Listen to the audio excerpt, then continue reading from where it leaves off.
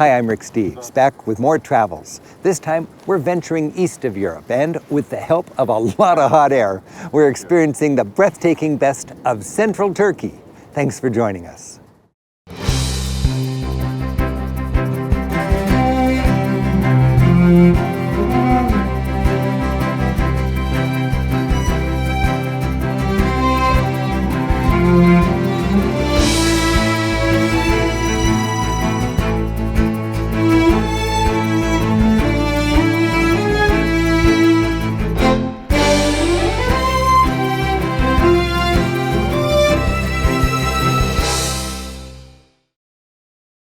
A great way to pump up your European vacation thrills is to travel east to Turkey. For 20 years, I've been taking tour groups here because I think it's important for Americans to get to know a moderate and secular Islamic society, and because it's fun. In this episode, we'll marvel at a dramatic landscape from high above and from deep below. We'll drop in on a circumcision party and explore troglodyte ghost towns. Shop for sheep at the market and chat with an imam. We'll check in with today's urban scene in the capital city and finish by paying our respects to the father of modern Turkey, Ataturk. In the eastern Mediterranean, Turkey, the size of Texas, links Europe with the Middle East and Asia. We'll explore the region of Cappadocia and side trip to Güzelyurt before traveling to the capital, Ankara.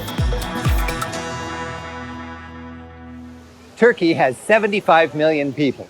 While the vast majority are practicing Muslims, its citizens have a constitution that requires the separation of mosque and state. In this episode, we'll experience both the modern and the traditional here in central Turkey. We start in Cappadocia. While a fascinating parade of cultures has shaped the history of this ancient land, it's the striking geology that first grabs your attention. Cappadocia is famous for its exotic-looking terrain, especially these rock formations called fairy chimneys. Centuries of volcanic eruptions left huge boulders atop layers of hardened volcanic ash. As the softer rock eroded, the harder rocks were left precariously balanced atop the pinnacles that have become the icons of Cappadocia.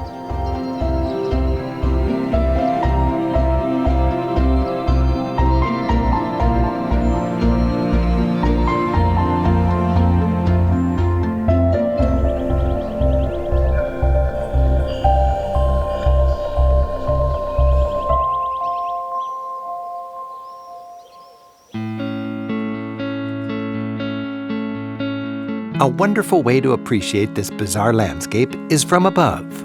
That's why, for me, the most exciting balloon ride anywhere in or near Europe is here in Cappadocia. You get up before sunrise and gather on a desolate field that's become a hive of activity. Nearly every morning, the scene's the same as noisy burners are fired up and balloons filled. Climbing into the basket, you meet your captain. Good morning, everybody. Good morning. Hi, Mr. My name is Mustafa. Your pilot was sick, so I will fly you today. It's also my first day in aviation. I'm very excited. With the sound of a fire-breathing dragon, you skim the grass and slowly lift off. While scary for some, the feeling I get is one of graceful stability with majestic views. Soon, scores of tourist-filled balloons share the sky in silent wonder. The terrain below is a forest of pinnacles, honeycombed with ancient dwellings, which we'll visit later. Pilots skillfully maximize the drama of this unforgettable landscape.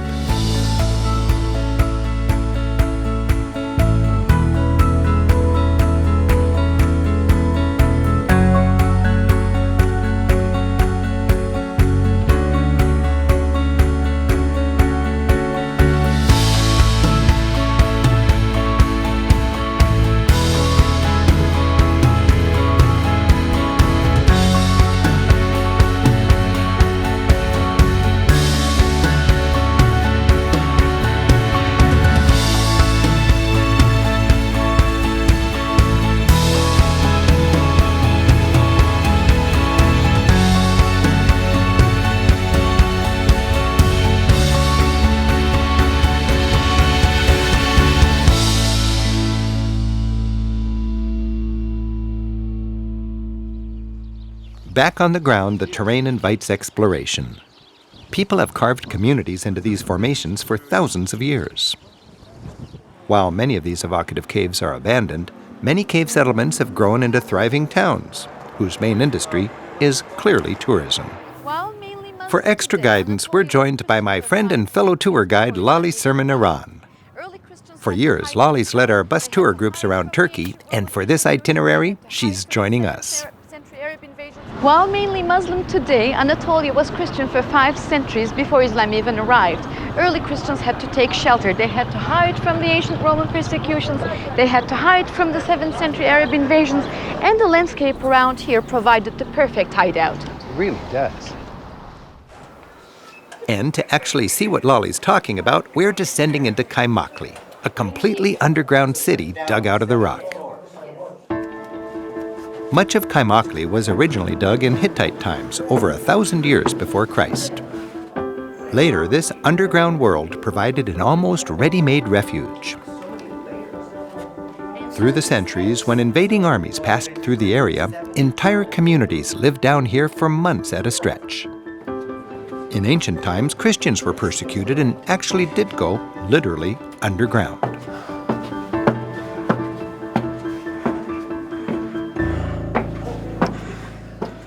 This is a remarkable example of their determination to live free and true to their faith. Imagine 300 AD, hiding out down here with your family. In fact, hiding out down here with your entire community, and people up there hunting you down.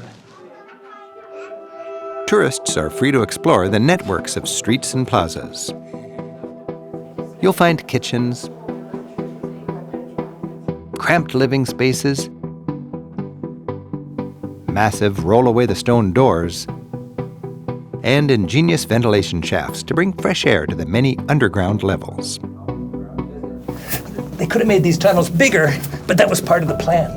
It certainly made any invader vulnerable. And to conserve oxygen, candlelight was kept to a minimum. It must have been a long, dark wait.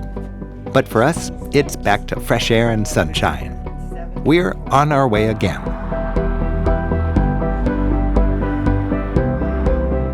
As time went on, sprawling communities still digging caves for homes inhabited entire valleys like Zelva. Around the 10th century, Zelva was one of scores of similar cave communities here in Cappadocia. Cleverly, they wrung a livelihood out of this parched land. Caves served as ancient condominiums, with holes dug out as cooking pits. In addition to living spaces, they were also equipped with natural pantries, cubbyholes carved out for storage of food and wine. Big animal-powered stone wheels ground grain. People ingeniously used whatever nature offered them. Pigeon droppings were collected, providing valuable fertilizer to assure a good harvest in the valley below.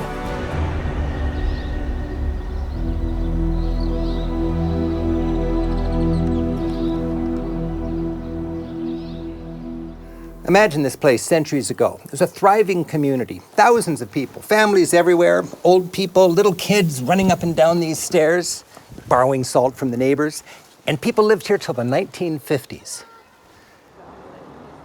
Nearby in the town of Urgup, it's Market Day, another chance to appreciate the culture.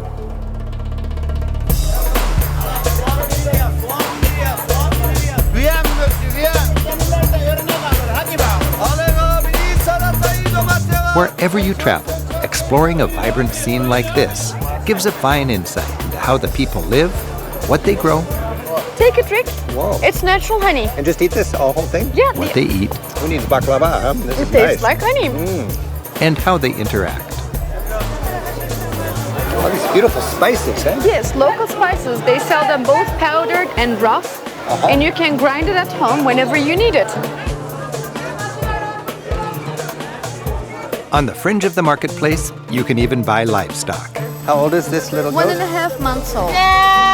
Bunu hesapla vermek size. He can give you a good deal for the goat. Yeah? How much? The twin and the mother. I just want the one baby. I know. And use I the think this skin. little guy likes me. And where there's wool, there's yarn. The tradition of carpet weaving is integral to the local culture. And across Turkey, families still make yarn from raw wool and then weave carpets in the traditional and painstaking way. While they're ultimately sold in larger stores, many carpets continue to be made like this in people's homes to supplement the family income. Throughout Turkey, big carpet shops hungrily welcome both tour groups and individuals. Salesmen are on you like white on rice. There's a lot to learn, but these guys are salesmen first, teachers second. Listen, learn, but don't be a pushover. Sure. This is the personal decision. Places like this really know how to sell carpets. Before we go in, here's a shopper's tip. Prices often build in a 20% commission for the guide or the person who brought you. And remember, even in a fancy place like this, bargaining's expected. Now, relax and enjoy the show. Whenever you want, you can stand up, you can touch them, you can walk on them, you can feel them, you can buy them. It's fun to find out as much as you can about where the carpet was made, whether there's any special meaning to the designs, and the traditional techniques. Could you just imagine all those little designs, all those little details made by hand? And this carpet takes 24 months. I mean, 2 years of time by 2 person. You pay top dollar in a place like this, but there's a good selection, you're assured of high quality, and they make payment and shipping almost too easy. And also we will provide you a beautiful Turkish Samsonite bag.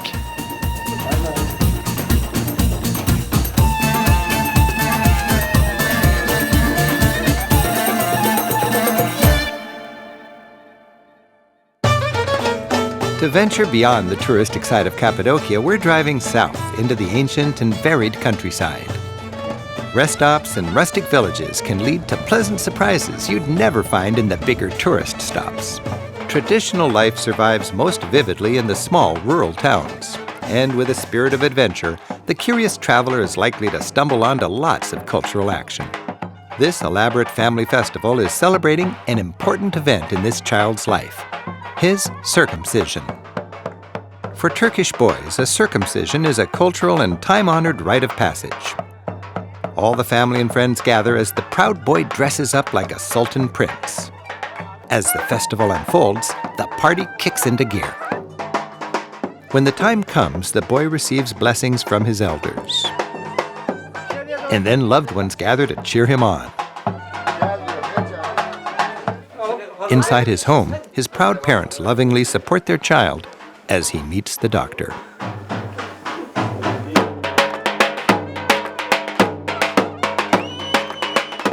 Meanwhile, the music and dancing in the backyard continues for hours. Traditionally, Turks love a good circumcision party.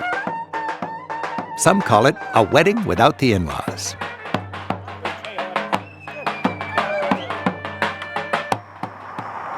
We're heading further south to the remote and untouristy town of Güzelyurt.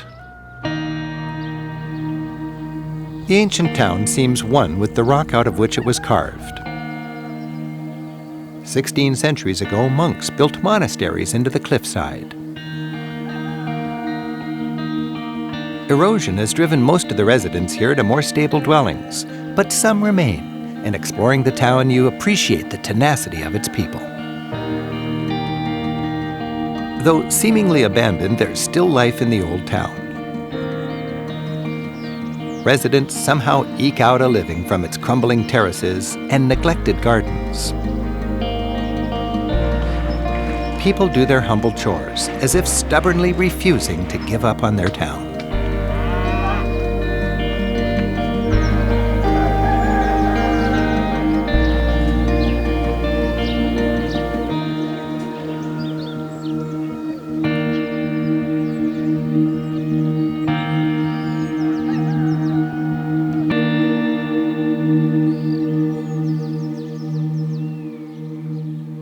This is the kind of discovery I love to feature in my guidebooks. It's a perfect back door. Almost no tourism, lots of history, and plenty of character. Today, like Turkey in general, Güzelyurt is Muslim. But for centuries, Christians worshipped here, and the city has an interesting connection with Turkey's neighbor to the west, Greece. Until the early 20th century, Greece and Turkey were both part of the Ottoman Empire. There were Muslim communities in Greece and Greek Orthodox communities here in Turkey. Like many Turkish towns, Güzelyurt was once a Greek town. Then in the 1920s, they had a huge population swap. Most Christians here were moved to Greece, and Muslims there were sent to Turkey.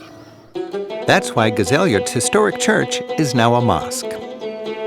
Today, its single minaret indicates that this is a valley where the people call God Allah. Above that 1,600-year-old church are Selçuk arches, Ottoman facades, and on the horizon gleams the tin dome of the main modern mosque. The market square is the heart of Gezelyurt. It's busy with people enjoying petite glasses of sweet chai and the happy clatter of backgammon dice. No, not. 6. That's good. Look at that. Boom, boom. An easy way to have fun with locals is over a game of backgammon, a daily treat for me anywhere in Turkey. If you don't know how to play, it's no problem. If you pause, someone will likely move for you. Okay. Oh, nice, huh? Good. Nice game, thank you. Very good. My partner, my good luck. And my friendly opponent, Kadir, is taking us to meet his family. Greetings are warm but formal. As is the norm in Muslim households, leave your shoes at the door. The eldest gets the most respect. A splash of cologne leaves us refreshed and clean. Tea making is given great importance and done with pride. And good luck if you want it without sugar. As things loosen up, I share pictures of my children. But now she's quite big. She's like you, about like that, yeah. The daughters add to the fun, and we enjoy a little Turkish fashion show. And the grandfather entertains with tales of 30 years of shepherding. For me, intimate encounters like these are as rewarding as visiting the great museums. Before we leave Gezelyurt, we've got an appointment with the imam back at the old church. Originally the Church of St. Gregory, this was first built in 385 AD. While Christians worshipped here 1,600 years ago, today it functions as a mosque. The imam has agreed to a short interview. Imam means teacher. He'd be the equivalent of a Christian pastor. Thank you for allowing us to be in your mosque. The government pays your wage. How do you contribute to your community? He says that my primary duty is to lead the prayer in the mosque, which means that they're also the caretaker of the mosque, and give information to the people whenever they want to have some religious education, information, so be available to them to answer questions. We don't have regular work hours. We have to be alert 24/7. Meet the needs of the community when there is a wedding, when there is a funeral, when there is a circumcision, when they're in trouble. Imam is among the very first people they would seek for help, advice. 5 times every day I hear the call to prayer. It says, God is great, there is one God, He is Allah, Muhammad is His prophet. Does that mean Muhammad is the only prophet or the last prophet? And where does that leave Jesus? Biz bütün peygamberlere inanmayı imanımızın bir gereği olarak biliriz. It is our faith to believe in all prophets. Kesinlikle Hazreti Muhammed'le Hazreti İsa, Hazreti İbrahim, Hazreti Musa hiçbir arasında fark yok.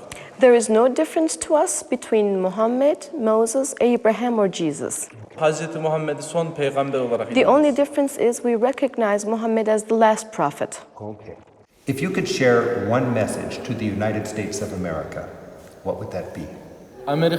He requests that people do not believe the distorted view of Islam, but try to understand and learn what really it is. İslam eşittir terörizm görmesinler.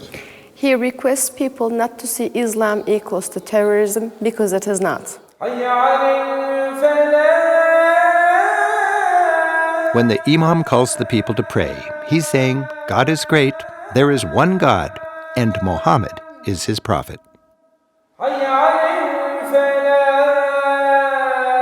This global wave of praise races as fast as the sun 5 times a day across Islam, from Malaysia to Morocco and beyond. Throughout Islam, fundamentalism is on the rise. Many Turks see this as a threat to their democracy. Modern-minded Turks, while still Muslims, want their government to preserve the separation of mosque and state. In fact, a constitutional obligation of Turkey's military is to overthrow its own government if ever it becomes a theocracy. It's a complicated issue, and there is a rising tide of fundamentalism here among Turks. But the people I've met seem determined to maintain the secular ideals of Ataturk.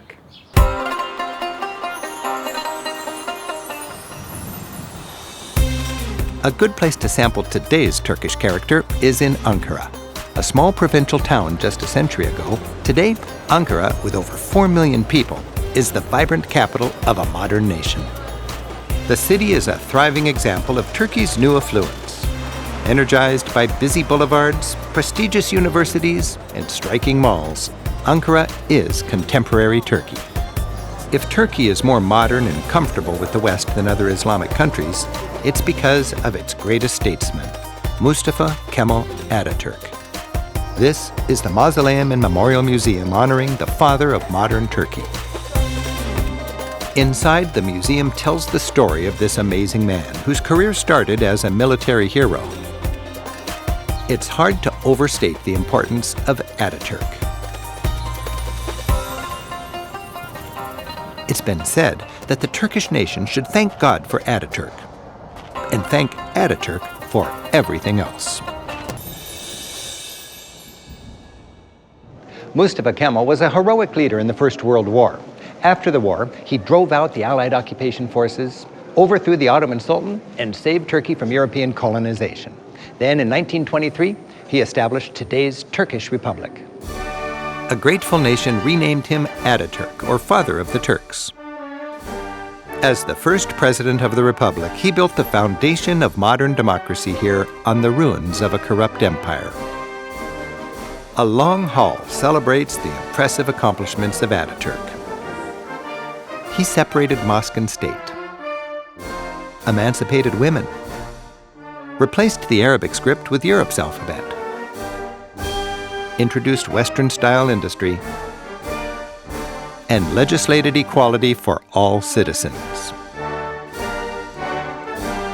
The memorial site is grandiose, with avenues of lions and formal guards giving visitors a sense of patriotism and nationalism. The mausoleum itself crowns the site like a grand temple, giving those who visit a feeling of reverence and respect. Pilgrims from all corners of Turkey stand before the tomb of Ataturk and remember the father of their nation.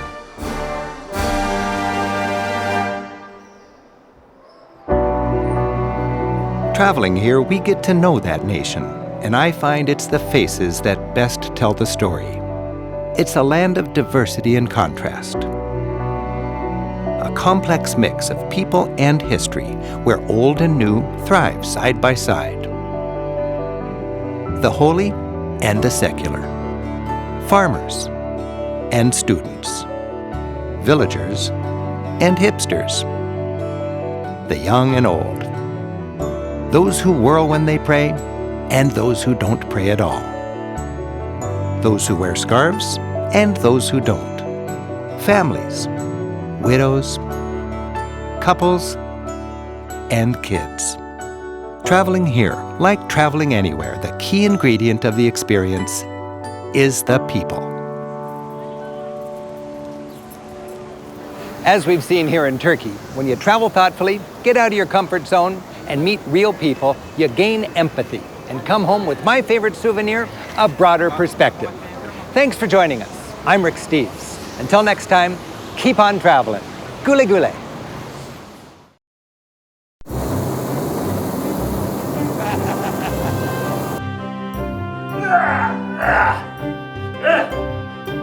And people up there looking for you, trying to get you. And if you have one message to tell the people of the United States of America, hey, look at this.